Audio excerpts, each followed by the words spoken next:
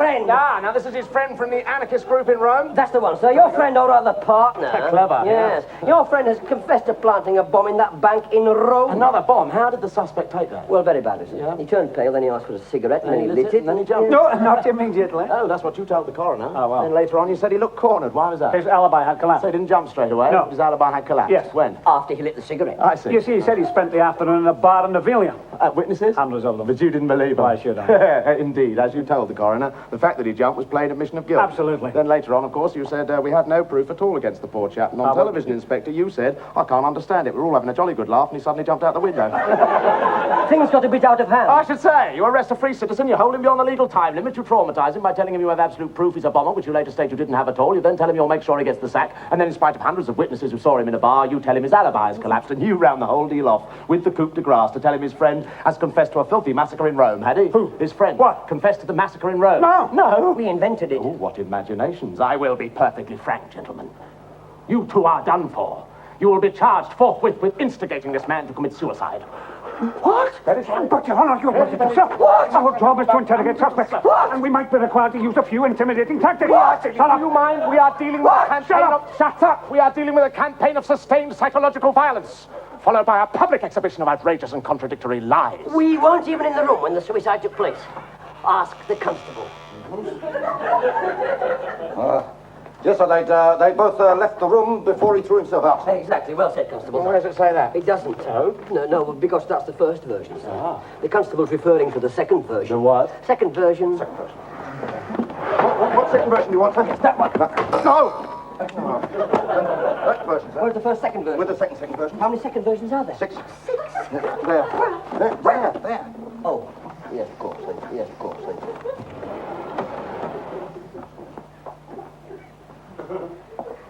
There we are, sir. The second version.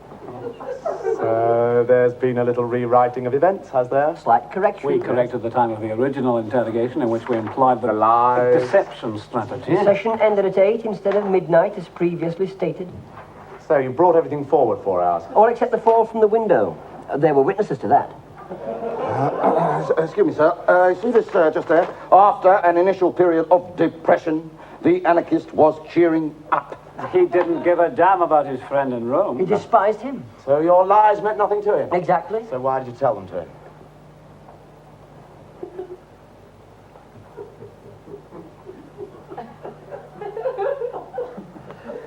Well, it shook him. And in no time at all, he was wreathed in smiles. Yes, he was serene. So why did he jump? Hey? What will we do? Are we doomed? Advise us. Why the hell do you think I've been sent here, Superintendent? The government has to make some form of gesture in order to salvage what remains of the mangled reputation of its police force. What? The Minister of Internal Affairs has decided that unless you two can come up with a miracle, you will be made the severest possible examples of. They can't mean to feed us to the wolves. I've sacrificed my life for this country. I don't give a tinker's fart about your boring bloody sacrifice. This is politics. Oh, we were only following orders. Provoke the kind of atmosphere in which we can justifiably demand greater repressive powers, said the politicians, right? It's a very persuasive argument. The subhuman filth are threatening to engulf our beloved country. Society is falling apart. Action must be taken. Strengthen the state. Crack down on hooligans, drop out, drug addicts, squatters, demonstrators, infiltrate the union militants, round up the activists, fatten up the files, polish your rubber bullets, and suddenly it's all got out of hand. Somebody's dead. Outcry. And the public want heads. And the state had better provide or go under.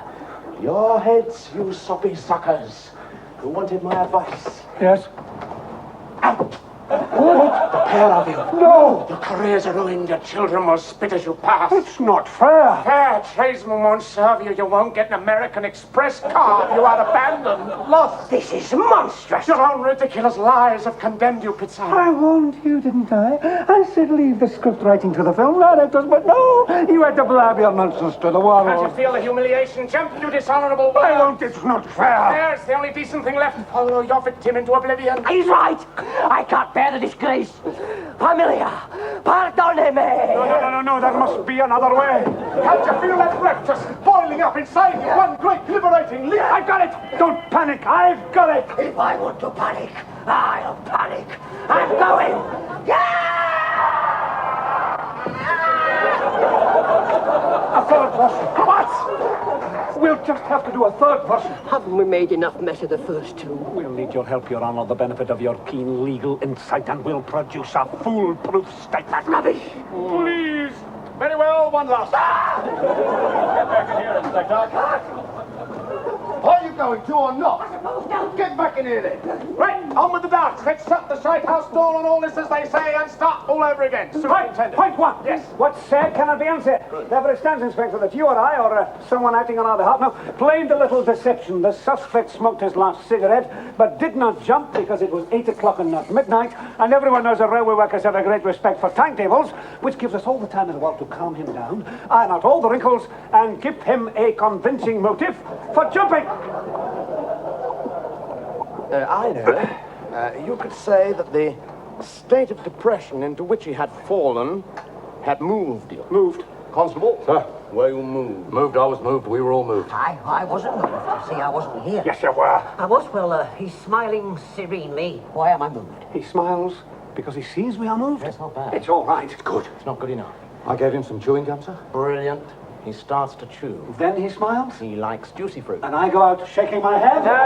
Still here. I am. Nice try, Superintendent, but you were sorry for having upset him? I felt a certain regret, yes. And you couldn't resist putting a hand upon his shoulder. I don't remember that. Fatherly gesture, wasn't it, Constable? It was, yes, I saw that, yes. There you are, he saw it. Well, if he says so. He just did say so, didn't you, Constable? Did I? There you are. Oh, yes, I did, yes. Of course he did. Just a moment.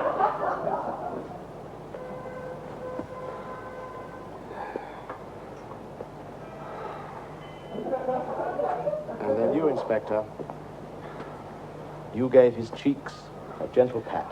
Oh, I don't think I did. Oh, yes, you did. Just like that, you did. I'm awfully sorry to disappoint you, You sir. are disappointing me. Do you know why? No. Because this man was not only an anarchist, he was also a railway man.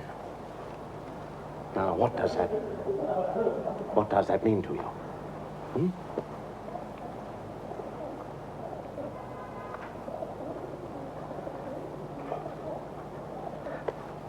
I don't know, sir. Well, think. Didn't you have a little train set when you were a nipper? Yes, I did. Did you? I did, A yes. clockwork one? Clockwork armoured train, Oh, how appropriate, eh? yes. Made real smoke. Did it? It did. Tell me, Inspector, What? did it sort of go... Yes. Go on, how did it go? Good. Come on. Good.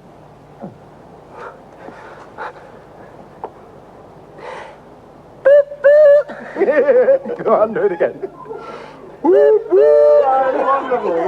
I had one too.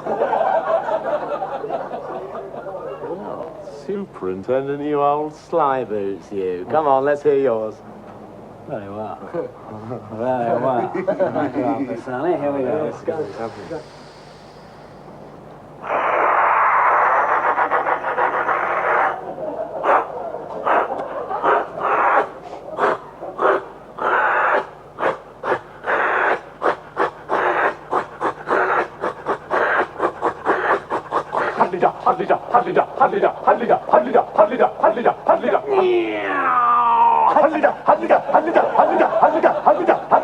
Pardon me, boys. It's time to Chattanooga choo-choo. Must have sparkled. How could you have felt anything but affection for this poor railway man?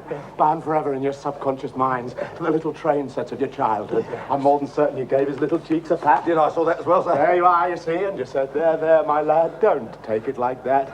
And you called him by his Christian name. Certainly did not. Don't make me lose my temper. Oh, yes, I did. Right, let's get this down word for word. Oh, yes, sir. He said, "Come along now, my lad. Come along now, my lad. Don't take it like that." Don't take it like that. And then we began to sing. And then we began to... You began to sing. All of you. Sing? Makes sense, doesn't it, Superintendent? I mean, having created such a cozy atmosphere, what else would you do but sing? But, Your Honor, we can't possibly go along with that. Then don't.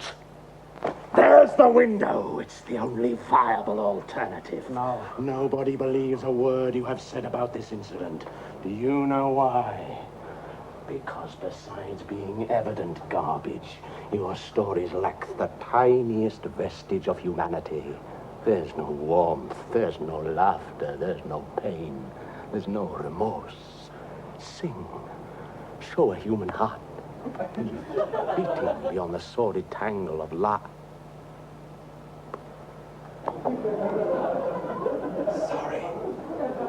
lies you have left in your wake. For God's sake, give the public something to believe in.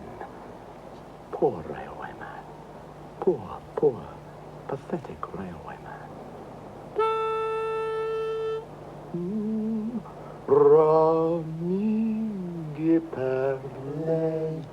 You know it, huh?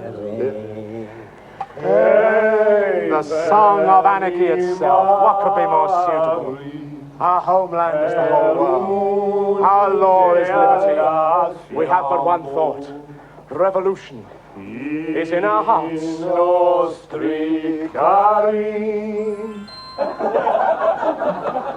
One, two. 1, 2, 3. Nostra patria è il mondo intero, nostra legge la libertà, e tu pensiero, nostra patria è il mondo intero, nostra legge la libertà, e tu pensiero, viva il cuor ci sta.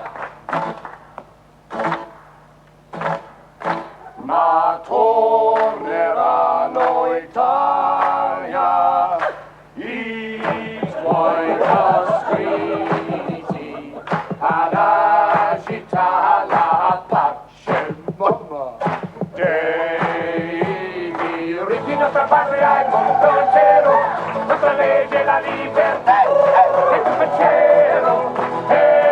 pensiero, nostra patria è il mondo intero, nostra legge è la libertà, e tu pensiero, libero il cuore ci sta.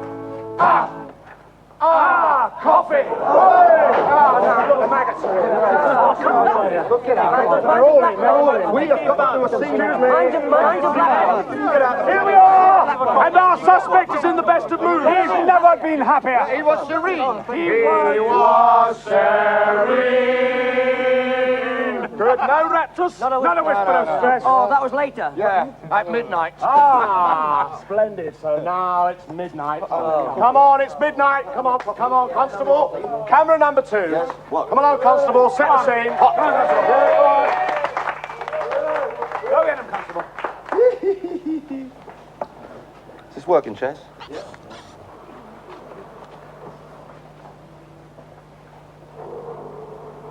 Horrible wallpaper. Right, set the scene. It's midnight.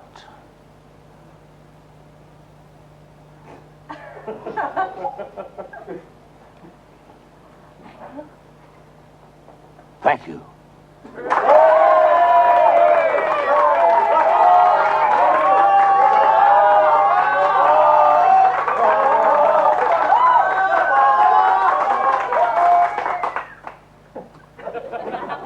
Encore. Okay. Bit of atmosphere. This is mime. Dong.